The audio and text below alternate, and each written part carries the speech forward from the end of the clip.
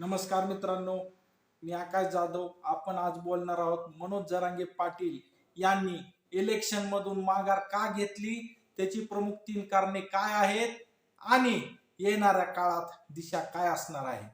मनोज जरांगे पाटील यांनी लोकसभेचे इलेक्शन लढवण्याचा एक निर्धार केला होता. त्यासाठी त्यांनी मराठा समाजाला डेटा गोळा करण्यासाठी सांगितलं होतं.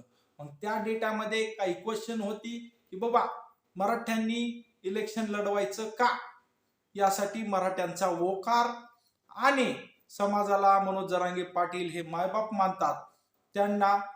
त्यांचं म्हणणं होतं की येणाऱ्या इलेक्शन मध्ये एखाद्या उमेदवाराला पाठिंबा द्यायचा का, उमेदवाराची यादी तयार करा. अशा प्रकारचा हा डेटा अवेलेबल झाला नाही.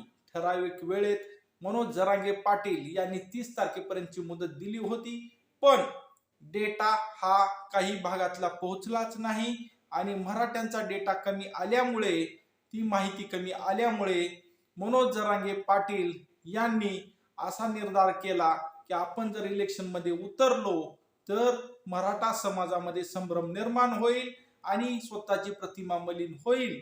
त्यापेक्षा आपण इलेक्शन मधून माघार घ्यावी. डेटा पूर्ण आलेला नाही. मराठा बांधवांचे सगळ्यांचा होकार इलेक्शन साठी आहे असं चिन्ह दिसत नाही. त्यामुळे त्यांनी इलेक्शन मधून माघार घेतली. कारण नंबर 2 आहे, राजकारणात आरोप प्रत्यारोप होणार, प्रतिमा मलिन होणार. राजकारणामध्ये महाराष्ट्राच्या राजकारणाचा जो चिखल झालेला आहे, ह्याच्यामध्ये प्रत्येक राजकारणी हा कोणत्याही पातळीला जाऊन टीका करणार.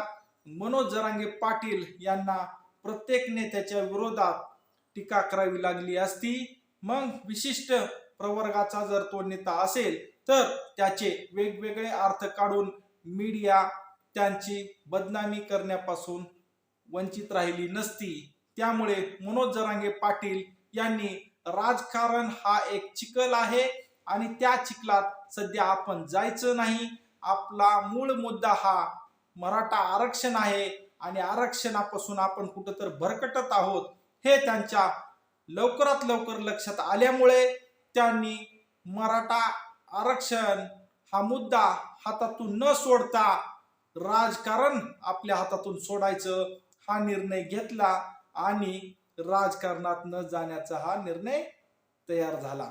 कारण नंबर 3, मराठ्यांना मिळणारी सहानुभूती कमी होईल.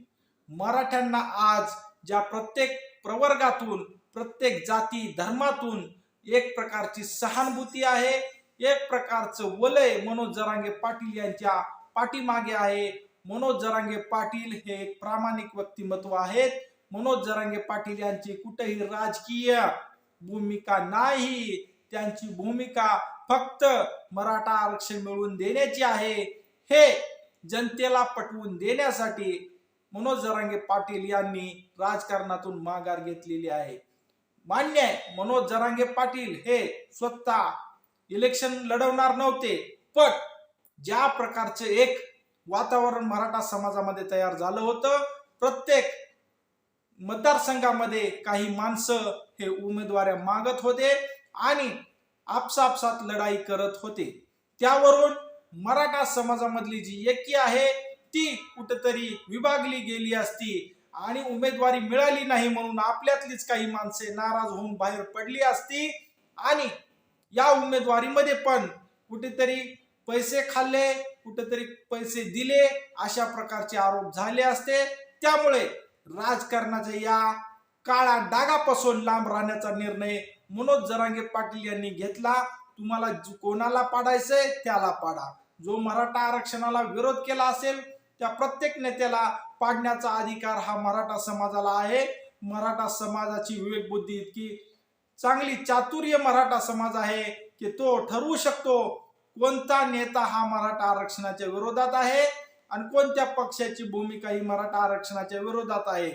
हे ओळखून तुम्हाला ज्याचा करेक्ट कार्यक्रम करायचा असेल, तुम्हाला ज्याला पाडायचा असेल त्याला पाडा, अशा प्रकारची भूमिका मनोज जरांगे पाटील यांच्याकडून घेण्यात आली. हे झालं आजपर्यंत.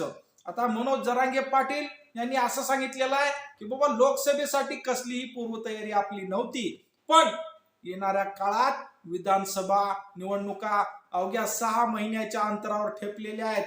या 6 महिन्याच्या कालावधीत आपण मतदारसंघाची नीट पाहणी करावी, मतदारसंघात प्रचार करावा आणि विधानसभा लढवण्यासाठी मराठा समाज येणाऱ्या काळात आगेकूच करू शकतो. ही पुढची दिशा ठरवण्यात आलेली आहे. लोकसभेला राम राम, पण विधानसभेला वेलकम. मराठे लढवणार विधानसभा, लोकसभेला राम राम. व्हिडिओ आवडला असेल तर चॅनलला सबस्क्राईब करा आणि व्हिडिओला लाईक करा, शेअर करा. धन्यवाद.